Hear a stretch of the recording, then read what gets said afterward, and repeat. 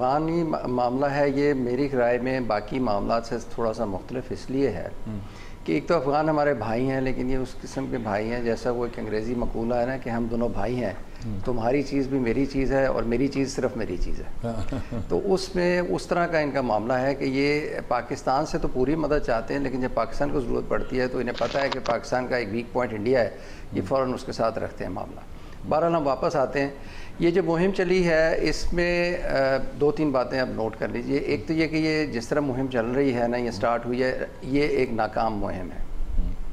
اس کی وجہ ہے کہ جس مہم میں بھی پریشر شروع میں زیادہ ہوتا ہے، جب ہلکا سا بھی پریشر آپ ریلیز کرتے ہیں تو اس کے بعد پھر اس میں سے راستے نکلنے شروع ہو جاتے ہیں اور معاملات وہیں ٹھپ ہو جاتے ہیں. اور ہمارے یہاں کنسسٹنسی پالیسی جو ہے سب سے ویک لنک ہے ہماری ہر پالیسی کا. دوسری چیز یہ ہے کہ ہمارے ہاں جیسے میں نے پہلے عرض کیا کہ یہ اسلام آباد تک پہنچے تو کیوں پہنچے، یہ اگر باقی جگہوں پہ آئے تو کیسے ہے. ظاہر ہے کہ وہ انہوں نے کیش سے اپنا رستہ خریدا اور پھر وہ وہاں پر آ کر جم گئے اور کیش سے ہی اس رستے کو یہ مستقل کیے ہوئے ہیں.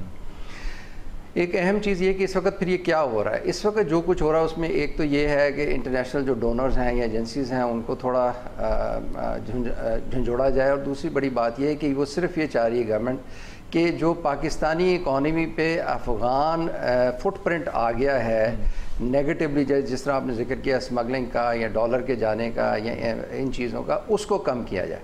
اور اس کے لیے وہ ایک طرح کی شاک اینڈ آف پالیسی ہے جو ابھی یہ وہ دکھا رہے ہیں ٹرکوں پہ کہ وہ جا رہے ہیں آ رہے ہیں، تو وہ اس لیے دکھا رہے ہیں تاکہ یہ ان کے ساتھ کوئی ڈیل کر سکیں اس طرح کی کہ وہ اس قسم کے کاموں سے باز رہیں. اگر انہوں نے سٹے کرنا ہے تو پھر they'll have to play by the book، یا جو بھی ہم کر سکیں جتنا انہیں بک پہ لے جا سکیں.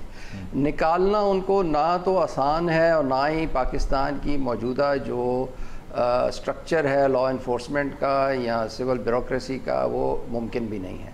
اس کی وجہ یہ ہے کہ جتنا فائنینشیل کرائسس اس وقت پاکستان میں ہے اور جتنا لوگوں پہ سٹریس ہے، لوگ ہر وقت جو سرکاری اہلکار ہیں وہ اپنی سرکاری ڈیوٹی اور پیسے کے لیے اپنی ضرورت کے درمیان وہ پھنسے رہتے ہیں.